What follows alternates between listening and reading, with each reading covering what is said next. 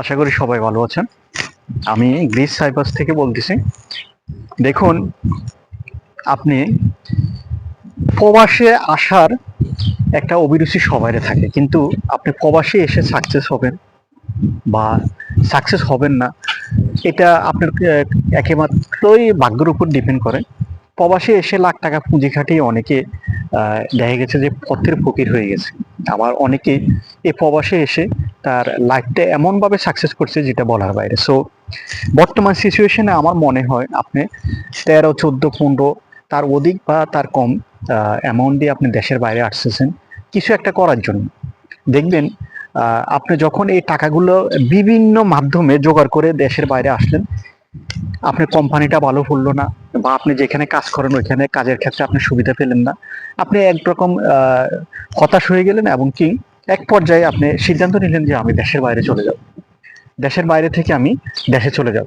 আসলে দেখেন, প্রবাসে আসার আগে কিছু ডকুমেন্ট আছে, সেগুলো পর্যালোচনা করবেন। আপনি কোন কোম্পানিতে যাচ্ছেন, কোথায় যাচ্ছেন, কি কাজ করবেন, আপনি কত টাকা বেসিক স্যালারি, আপনি খাওয়া দাওয়া কি কোম্পানির নাকি আপনি নিজের, আপনি খাওয়া দাওয়া ইনক্লুডিং হিসাব করার পরে আপনি কত টাকা দেশে পাঠাতে পারবেন। দেখুন, আমরা যারা প্রবাসে আসি ম্যাক্সিমাম মানুষ ভুল করি যে আমি একটা এজেন্সির মাধ্যমে আসবো বা দালালের মাধ্যমে আসবো। ওই দালালে আমাদেরকে এমন ভাবে প্রলোভন দেখায় যে এখানে আসলে এটা পাবেন, ওইখানে আসলে এটা পাবেন, সেটা পাবেন। এক পর্যায়ে দালালের প্রলোভনে পড়ে আমরা সর্বশান্ত হয়ে যাই, আমাদের অর্থ থেকে শুরু করে সবকিছু আমরা শেষ করে দিই। আমরা দেশের বাইরে আসার পরে দিয়ে আমাদের মতো কষ্ট আর কেউই করে না, স্পেশালি বাঙালির ক্ষেত্রে এই জিনিসটা হয়। কারণ বাঙালি ম্যাক্সিমাম আমি দেখেছি তারা তার ওয়ার্ক পারমিট বলেন, ভিসা বলেন, কিছুই চেক করে না।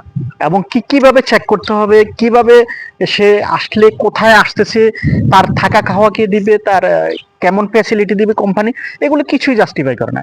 সে শুধু ভিসা পাইছে, আলহামদুলিল্লাহ আমি ভিসাটা পাইছি, আমি দেশের বাইরে চলে যাচ্ছি। জায়গা আছে, জমি আছে, আহ অর্থ সম্পদ এদিক থেকে সেদিক থেকে নিয়ে সে দেশের বাইরে আসে। আসার পরে সে যখন কাজ পায় না, ভালো একটা কোম্পানি পায় না, থাকা খাওয়া কষ্ট, এক পর্যায়ে সে অনেক হতাশাগ্রস্ত হয়ে যায়। সো আমি বলবো, বি কেয়ারফুল এই ব্যাপারগুলো নিয়ে, যে আপনি কোথায় আসতেছেন, কি কাজে আসতেছেন, কত টাকা আপনার বেসিক স্যালারি, এবং কি কোম্পানি কি আপনি থাকা খাওয়া দিচ্ছে, আদার যে ফ্যাসিলিটি গুলো আছে সেগুলো আপনার ওয়ার্ক পারমিট এগ্রিমেন্টে লেখা আছে।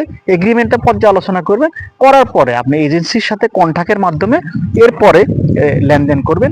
এর আগে লেনদেন থেকে দূরে থাকবেন।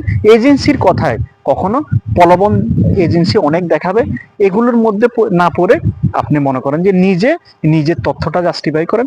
জাস্টিফাই করার পরে দিয়ে দেশের বাইরে আসুন। দেখুন, দেশের বাইরে আসলে আপনি অনেক টাকার মালিক হয়ে যাবেন, বাড়ি করবেন, গাড়ি করবেন, এগুলো একেবারেই আমি বলবো ভুল। কারণ কি, আপনি যদি দেশের বাইরে আসার পরে ভালো একটা কোম্পানিতে জয়েন না দিতে পারেন, আহ, সব ফ্যাসিলিটি থেকে আপনি যদি বিতাড়িত হন, আপনি কিছুই করতে পারবেন না। সো বি কেয়ারফুল এসব ব্যাপারে। ধন্যবাদ সবাইকে।